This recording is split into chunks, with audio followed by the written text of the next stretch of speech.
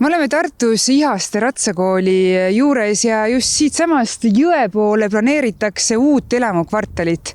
Kohalikud on aga mures, sellepärast et kardetakse, et nüüd tuleb siia vaiksesse looduskaunisse kohta uus Annelinn. Ta ehmatas alguses ära, sest kui seda vaadati, siis tõesti tundnud, et majad oluliselt suuremad kui üldplaneeringus ette antud need mõõtmed.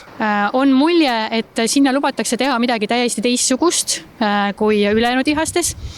Ja linnavalitsus ei ole hetkel põhjendanud ka, et millistel alustel on need ehitusmahud ja täisehitusprotsendid seal kõrgemad ja suuremad kui mujal Ihastes. Meie strateegiline eesmärk, mis on ka üldplaneeringus kajastatud, on linnatihendamine. Linnatihendamine kõikides oma linnaosadest. Me ei saa üks linnaosa sellest tihendamisest välja jätta. Üldplaneering on selles valguses koostatud ja meie ka Ihaste selle arendusega ei valju selle üldplaneeringu lahenduses kuidagi. Ütleb Tartu linnaarhitekt ja selgitab, et planeeringu maht alles kujuneb ja hetkel on laual vaid arhitekti nägemus.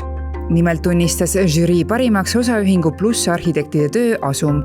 Planeerimisprotsessi käigus tuleb aga linnaesindajate sõnul seda kohandada nii, et see vastaks kõigile nõuetele. Ihastele tüüpiline on üksik elamu või paariselamu, ka väiksem ridaelamu, millel kõrgused reeglina on seal 1 korrus, 2 korrust. Piltide ja info järgi on leitud, et seal lausa just oleks lubatud 4 korrust. See, mida me planeerime, on tõepoolest kuni 10-meetrilised üksik või ridaelamud. 10 meetrit, mis see tähendab, mitu korrust see siis on? See sõltub sellest, millise kujuga see hoone on. Hooned saavad olla maksimaalselt 2 põhikorrusega, aga kui tulevad vilkatused, siis võib-olla on võimalik vilkatuse ala mingis ulatuses midagi ehitada, aga see on kõik väga ennatlik hetkel. Ja uude elamukvartalisse viiks tulevikus see sama tee, kus ma praegu seisan. See asub vahetult talli ees. Praegu ületavad seda igapäevaselt umbes 50 hobust ja 100 ratsasportlast. Tulevikus tõenäoliselt aga 70 perekonda koos oma autodega. Tõesti, sinna sellisel juhul tekib päris karm ristmik, kus lapsed hobustega ja autod saavad omavahel kokku. Et kuidas täpselt see olema saab, seda tuleb planeerida, et see on väga, väga raske pudelikael seal. No, kuidas teie näete, et kuidas see võiks olla? Ideaalis oleks ta 2-tasandiline tee, aga ma ei kujuta ette, kas ja kelle eelarvest selline lahendus võiks nagu toimida.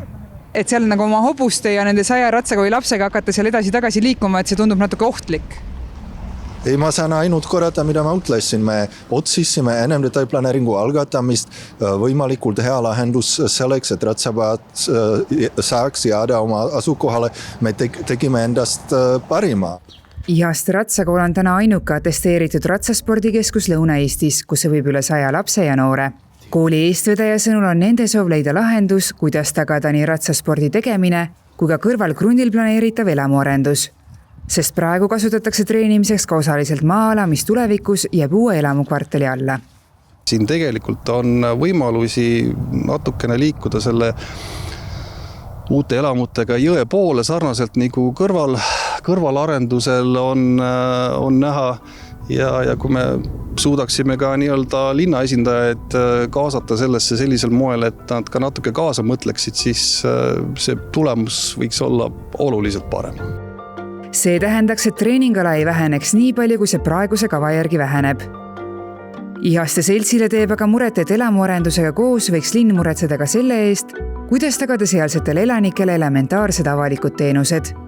Meie mureks on olnud pikaajaliselt juba see, et Ihastes puudub lasteaed, algkool, mingisugused teised teenused nagu näiteks raamatukogu või ka lihtsalt kooskäimise koht. Me planeerime Ihastesse ka nüüd uut laste- ja altkooli, ehk see on ka planeerimisfaasis ja loomulikult... Selleks ei pidanud raha olema tegelikult selle 5 aasta jooksul? No seda ma ei oska hinnata, meie planeerime seda. Ihastes kohapeal inimestega suheldes jääb lugu lõpetama aga sealsete elanike sõnum linnajuhtidele. Elanike ootus ongi see, et kommunikatsioon oleks selgem ja elanike kaasataks arutellu, mis on lubatud ja millistel alustel ja kõik saaksid sellest üheselt aru.